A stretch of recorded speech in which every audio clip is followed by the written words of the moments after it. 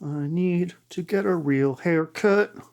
Someone, God, please help me. Why, hi, everybody. My name is Jeremy. This is Red Means Recording. I am currently completely overwhelmed by the entire world. And one of the things that I do when I feel that way is I like to make ambient music. I like to make generative ambient music where I can kind of create things that play themselves in an emerging way that makes me feel calm or better, or at least I can kind of lose myself into. And that's what I did. And I did a whole bunch of it. And then I released an album. It's called On Lunar Fields. It's currently available everywhere. So check the links in the description. And the entire performance is actually on my second channel as a, hour and a half long thing. It's been cut down from almost 2.5 hours because the whole thing was made from self-playing generative patches on my modular system. And then after I recorded them, I brought them into Ableton and I did a little extra mixing and sort of sweetening. And so that's what I want to talk to you about today. Otherwise, it probably wouldn't be something that you knew that I released because it's all on the second channel. So I'm going to start by giving you an overview of how I thought about patching this stuff on the modular, and then I'm going to take you into Ableton and show you some of the tips and tricks there where I added components but still kept that same sort of sense of generative and hands-off self-playing with the Ableton sessions as well. If that sounds good to you, let's just go ahead and get started. My microphone is falling out of my ass, my entire ass. Well, hello. Thank you for joining me over here at Modular Station. Everything started with a Morphogene reel, except for one of the tracks. I can't remember. That one was all synths. Morphogene is a granular sample playback device. I love it. I make reels for it. They have splice points and you can move between them. So generally what I did is I found a reel that I really liked and I would set up a trigger into the shift input to very, very sporadically move into the next splice point, which was usually like a new chord or something like that. Then I usually took the output of Morphogene and put it into a stereo filter. I think for most of it, it went to the Zagreb stereo filter from Zayok, Chaos, whatever you want to call it. I'm sorry that I can't pronounce that name right. Zagreb. Everyone is going to tell me I said that wrong. So it's a really, really beautiful stereo filter. And what I would do when it went into that was I'd give it really slow modulation. I'd keep the low pass filter down. So we never quite got fully open. The sound was always slightly obscured by a low pass filter. I'd give it something from Tides here, which is like a really, really slow LFO generator. I really love Tides. Tides is one of my favorite things in the entire world. You can see that all four of these outputs are related in terms of how they're coming out. And it's just a really fun way to create interesting modulation that happens to be very slow, like a Tide. So I'd take something like either from Tides or something really slow from Marbles or from Zadar, which is another really interesting modulation source. And I'd put it into the filter. And then if it was from Zadar, I would actually modulate the shape or warp or speed of that envelope as well, or that LFO, so that everything was always kind of creating a new shape. But it was never like really crazy, right? Like if you think of a sine wave LFO, where's my hand? It's my hand right here. If you think of LFO as having a speed or frequency and a shape like a sine wave or a triangle wave, but sometimes you can have more complex wave shapes. As long as those are spread out long enough, you kind of get this sinusoidal tidal sort of modulation. And if you keep that being modulated in some way, then you'll always get a new shape, but it will always be pretty chill, like a fish or a bird swimming and smoothing around. Why did I leave this on here? So you'll get these sinusoidal shapes that you can then manipulate a little bit more, and it means that you're always being surprised by it. And this is a big part of how I like to think about generative patching, is I want to be surprised by the relationships of things that go through it. After I got it through Zagreb, I would put it through a processor of some kind, a space processor. I think most of the time it was beads. I've grown to love beads again after not having it for a long time, and that's because it has the ability to do granular processing, but it also has a really wonderful reverb, and it can go in reverse. So a lot of the times I was using it in reverse mode to create these sometimes pitched up, washed out echoes of the sound. And what will happen is sometimes you'll have something that's kind of swelling over here. The filter will let it lift up a little bit, and then it'll go into beads. And if you have the pitch all the way up, you'll get like a shimmer spin off of it. That's really, really cool, especially if it's in reverse. So that's the basis of every patch. So I take that and I put it into one of my output channels here. This little pod is my new mixing solution for modular. It's 2 vortices from Steady State Fate. The thing that's really cool about the vortices is that not only do you have 1, 2, 3 stereo inputs, but you have all these mono inputs down here, and 2 of them can get panned. And then you have individual outs for the stereo mix and the mono mix. So you actually have 1, 2, 3, 4 discrete output channels from each vortices in a way. And that's powerful. That's means I can get stems and I can really go crazy with it in post if I need to. So after I had gotten my Morphogene thing kind of flowing around, I would pick a voice to go with it. And 90% of the time that was Qubit Surface. It's a physical modeling device. I absolutely love it. Right here. That would go directly into some space effect, usually mimeophone, and then it would go out to the thing. And some of them I was actually using, because it takes a trig in Surface to trigger the voice, I would use an LFO on a square wave's frequency. So a square wave is a trigger in a way. It works as a trigger. Anytime you hit that 5-volt point, a trig will generally occur. Or something that responds to a trigger will happen. So what I would do is I would create some form of slow modulation like we talked about earlier with Zadar or Tides, and I would send that to the frequency of a square wave. And so the square wave would go fast, fast, fast, fast, fast, fast, slow, slow, slow, slow, slow. So in some of these things, you'll hear these little kind of ratchets of surface, and that's fantastic. You know, like you don't even need a clock for that. You can actually do all of this without clocks. The only thing you really need a clock for is if you're like trying to like tempo sync some things or use sequencers that actually need to be together. And this is one of the things I love about this stuff is that like you can completely eschew clocking and just really do stuff that you can't do in a digital audio workstation very easily. The other thing that I would do with that usually is once it came out of Surface before it went into an effect, I'd put it into a VCA. I have the Hex VCA here and the Quad VCA here. So I have up to 10 channels of VCA. Lots to play with. And what I could do is I could actually modulate that as well with some kind of long kind of periodic voltage. And so we'd have the shape of the LFO ramping up to speed up Surface's triggering, and we'd go through the VCA and there'd be another voltage shape that would be creating in and out of volume. And then that would go into our space processor and spin that off into reverbs and echoes, which is really, really cool. In some cases, I would actually sequence these things with sequencers. Moskwa is a really, really fun sequencer here because you can do all kinds of interesting things to how fast it runs and the range of it. You can actually control voltage, all that here.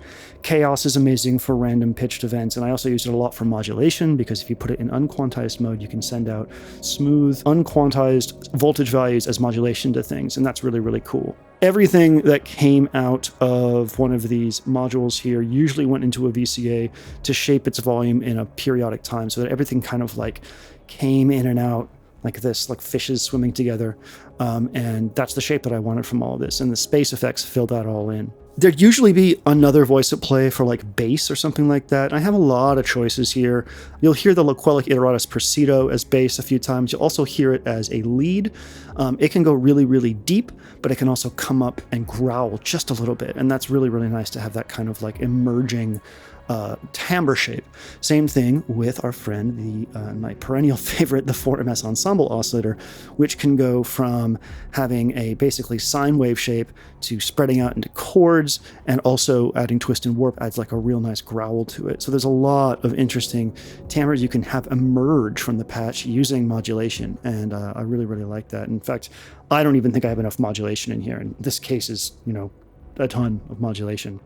Almost everything in here was gate sequenced by Constellation. I really, really love this as my brain of my system. You can do a lot with it, and I've done a video on it, and it uses, what do you call it, like Euclidean patterns, but stacks of them and logic and all this stuff to really let you create very interesting patterns. So we have our Morphogene reel doing samples. We have a Surface and or Rings doing their wonderful physical modeling stuff. And one of the things, I'm actually using the Easter egg modem reads to do some chords, which are coming in and out. I also do the same thing with the 4MS Ensemble Oscillator, and actually both in conjunction. So there's dueling rise and fall chords. And then I think Pizza was used as bass a bunch. And then finally, second to finally, we have the bitbox here. So usually what I'd do is I would load up some very, very sparse drums onto this, kick some Foley, and in some cases, like some pads that went along. And I would use Constellation to trigger them very intermittently, and sometimes with chance. So they may or may not occur. So you'll hear all of this intermittent drumming that happens, all this intermittent rhythm kind of stuff, and events that are timed from Constellation using chance, which is really, really, really nice. And then we wouldn't be anywhere without something running through Microcosm.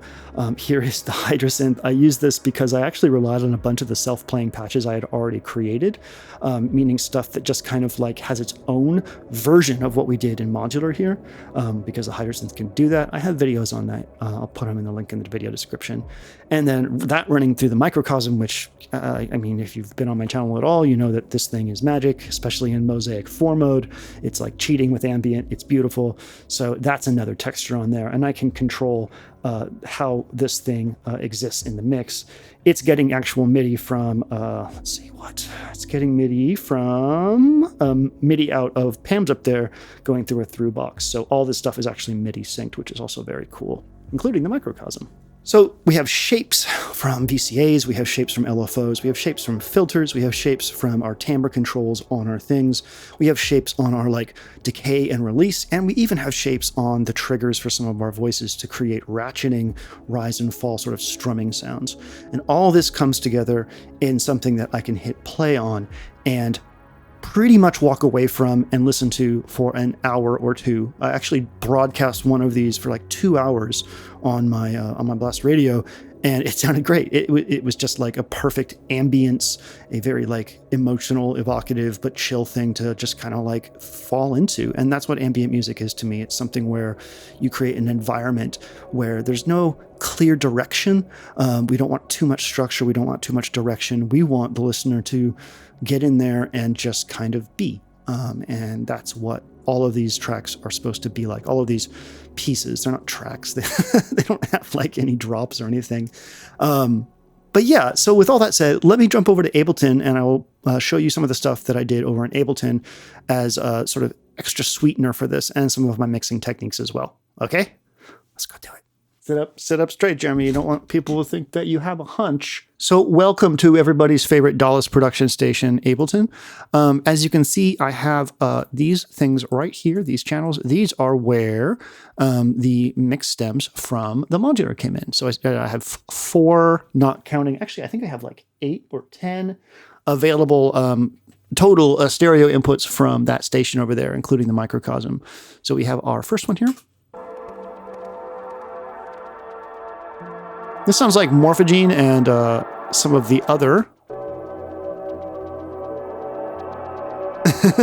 stuff from the modular rig. It sounds like mostly Morphogene though. It sounds like I might have some filter stuff going on there. Little Pro Q to help de-resonate some of the nastier frequencies here. That's all it gets there. Our bass, I think that's probably either McQuillic or Pizza. And you can also hear the 4MS Ensemble Oscillator. We've given these a little bit of extra reverb, and we've also high-passed them. High-passing is very important when you want to clear out parts of your low end to make things cleaner, and I do it all the time. A little bit of hybrid reverb here too to make things sound a little bit more interesting. If you haven't messed with the hybrid reverb in Ableton, the algorithms are all very unique and can do some very, very cool things. The Tides algorithm especially is awesome, and I recommend that you experiment with that. Here's a Microcosm. The Microcosm has a fair amount of low end, so this is acting as our bass to an extent here. And here's the first kind of like semi, what do you call it, generative thing I did in here. I actually have 2 auto filters. One of these is going to move the low pass filter up and down. So right now this low pass filter point is very slowly moving up and down. And then the high pass filter. So every once in a while the bass will disappear, and every once in a while the high end will disappear. And so we're creating these sort of like beautiful movements through that. And then you can hear some fun little whoop whoop whoops, and I don't really know where the hell those are coming from. They must be coming from a leak somewhere in my chain. Anyways, then I added some spaceship effects, because I wanted to create more vibe, and I didn't have that in the original recording. There were no drums in this one. So I basically got to choose the tempo for this. And this is the intro track. And I guess I haven't said this up until this point. This album was heavily inspired by the work of Solar Fields, the artist, which is why part of the reason it's called On Lunar Fields, because I'm basically ripping off Solar Fields for the whole time. And in the spirit of Ambient and the like, I decided to kind of make this first track a little bit more beat oriented. So we have this little percussion section here and drum section, and you'll notice I have a bunch of stuff going on here. Let's listen to this. So this is the first loop that comes in. We have 2 beat repeats, and these are going to give us a little bit of ratchety fun now and then. Like that. You can see the thing going right here every time it pops in. Yeah. So this is kind of like little mini data bender things going on here, you know, giving me a little bit of ratchets and interest now and then. And then you'll see that we have an auto filter here set to a high pass, and it's set to a square, and the rate is very, very slow. So what does this mean? It means that every once in a while, this high pass will pop up to like here and stay here for a while, and then it will pop back down here, but as a square, which is basically a gate. So we're creating places where the beat has bass and where the beat doesn't have bass. And that means that we're creating a sort of like movement with our beat. We're kind of like letting it drop out generatively now and then, which is really, really fun. The next thing is some hi-hats. So we have an auto filter here that's going to be doing something similar, and that's going to be taking the highs out now and then, set very slow, and creating some sinusoidal movement that way. And then we have one of my favorite things in the entire world, which is Molecular from Reactor. This is a secret weapon sort of just messing things up. Ooh, that's bad. So it's doing some cool modulation here. I'll turn it off real quick. So without it, it's basically just this. Not very interesting, right? But with it, we have some movement, which is really cool. Now, this one also has an auto filter that is going to move up and down in terms of like whether or not the highs are part of this. So this is what it sounds like without that. Pretty cool percussion, right? Auto filter on. Sometimes there'll be no highs, and sometimes there will be some more highs. And then after that, I put an erosion. And if you haven't messed with erosion, it has like 3 different flavors. And basically, it's going to add high frequency noise and stereo noise up here. You can do regular noise, add a sine, but I really like the wide noise. I like my noise wide. So this texture comes in various ways.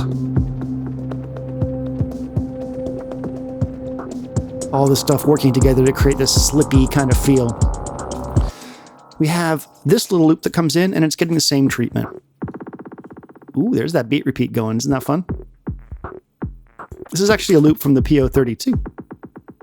Let's go ahead and put all these together, and I'll disable them so you can hear what this sounds like. I actually really like the sound of this. In a different world, I would have just let this go on its own because it sounds really cool. But same thing going on with the auto filter here to give generative high and high frequency movement and cutoff. Shaper box, this is actually really cool. So if you have not messed with Shaper box, you know, you normally think of Shaper box as like something that does like quick, interesting modulation to a sound with various like effects and stuff. So you can add filters, you can stutter, you can scratch, you can do halftime, panning, drive, crush with volume, all this cool stuff, right?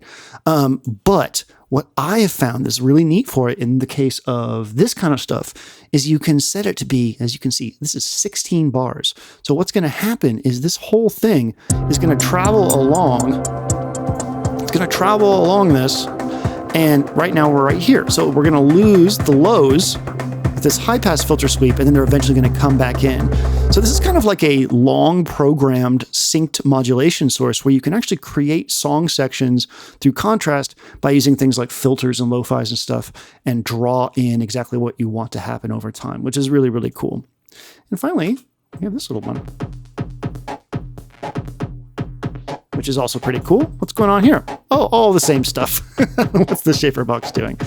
All right, so in this Shaper box, we have, this is going to happen right now. Let's listen. So a little stutter down. We've got a filter. This is, let's see, a low pass filter. So it's going to hit this and it's going to drop volume and come back up in the highs. And then finally, every 16 bars, we're going to drop our volume completely and then come back up at the end of 32 bars. So I'm creating movement with that. And it helps the whole thing have sort of a play on its own feel to it, which is really cool. So I wanted this track to be not completely ambient. I wanted to pull you in and have you engaged with sort of the rhythmic part of your brain. But the original sound is like completely ambient.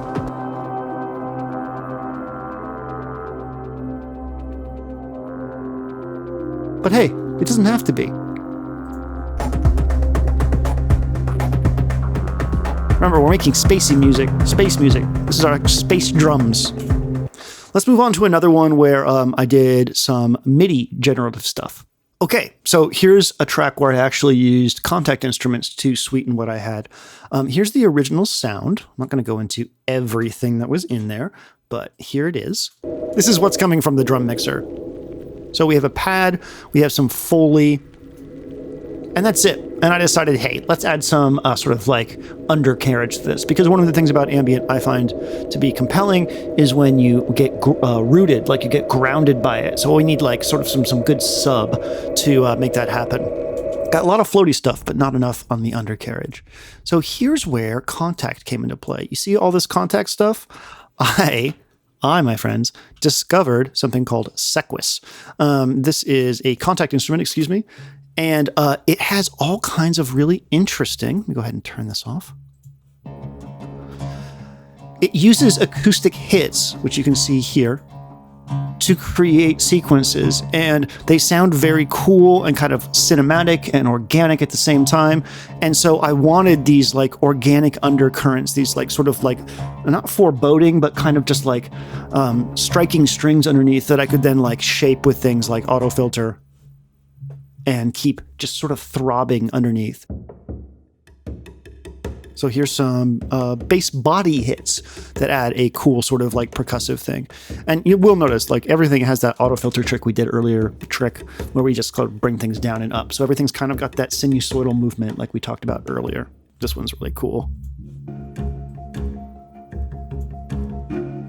So you can see that we have some erosion here, because I knew that when the auto filter took that all the way down, the low pass filter took that all the way down, I still wanted to have some of that extra fuzz on top, because I like fuzz quite a bit. And so when it comes to throbbing, pulsing, throbbing, pulsing things, signal is very hard to argue with. It's something from Output. Output makes some really, really cool instruments.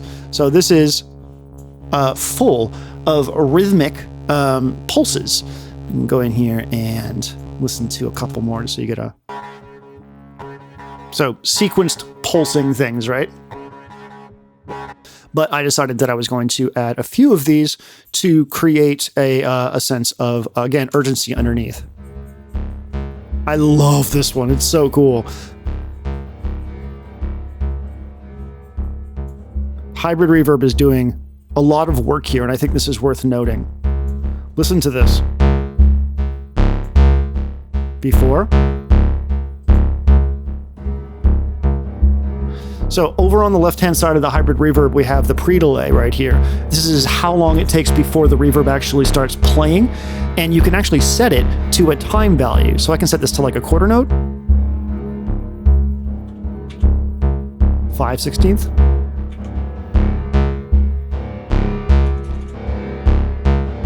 Three-16th. And so it adds a whole nother rhythm on it. It's very psy-ant, very psy-trancey. Gets very interesting if you use something that's really weird.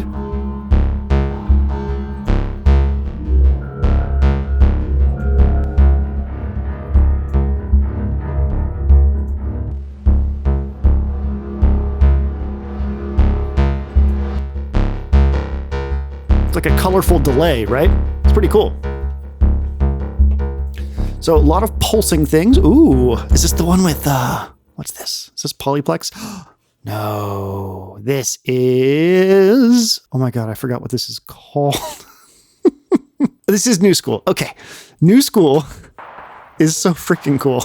This is one of those weird reactor factory library things that may have been forgotten by people, but it's a cellular automaton sort of percussion generator, and it does really weird stuff. Now, I have a whole bunch of stuff going on top of this, so I'll go ahead and turn those off real quick. Actually, not as much as I would have expected. Oh, shaper boxes here. Yeah, these aren't actually doing much of the sound. This is what it sounds like. A little OTT to drive it home, but like, it's just so cool. Listen to this thing. It just runs, by the way. You actually have to turn off the channel to turn it off, which is why I have this muted here. So, but all that really like aggressive, that's coming from Shaperbox doing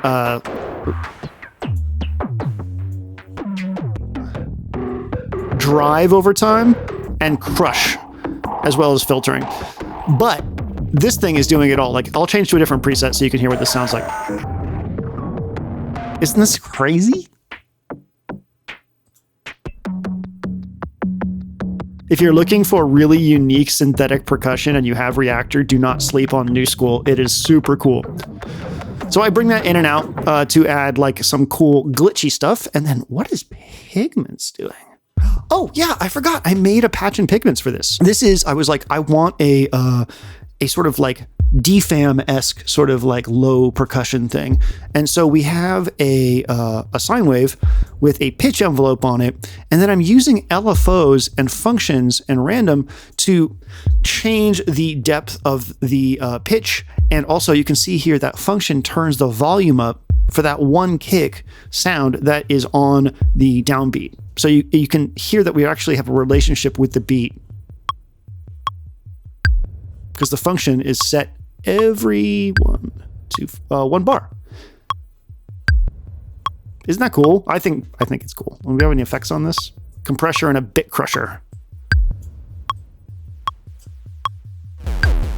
Yeah. Pigments is just such a great synth. I love it to death. Like, these two together sound really cool.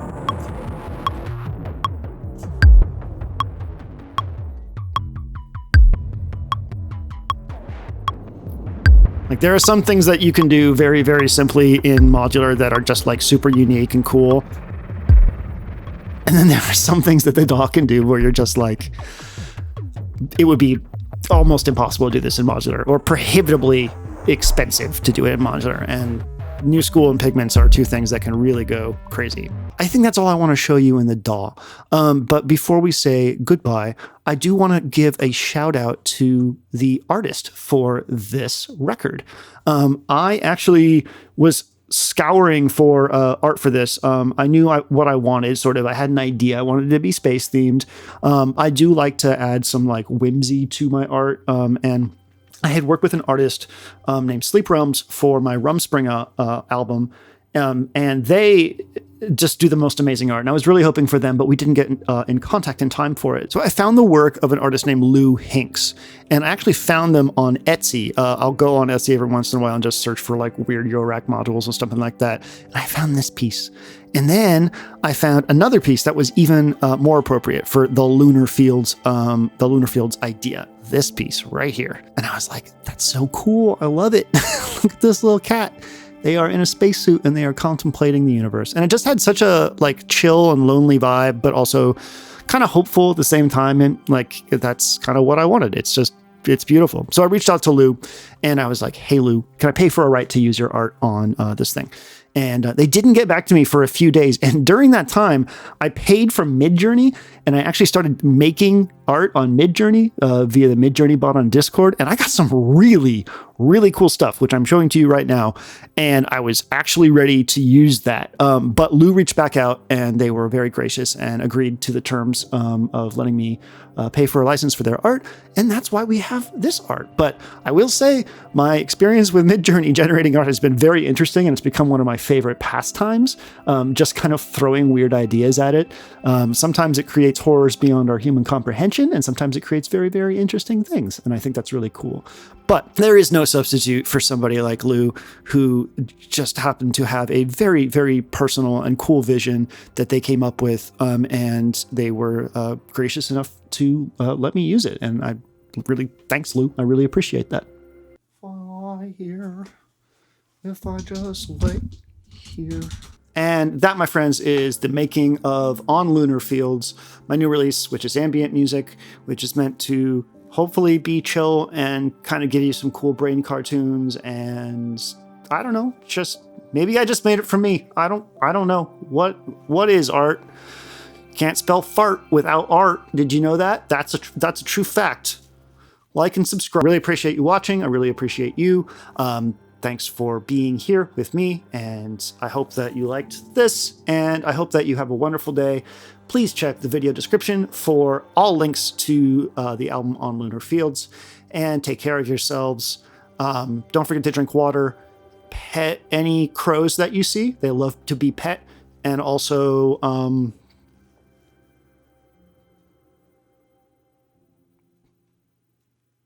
yeah.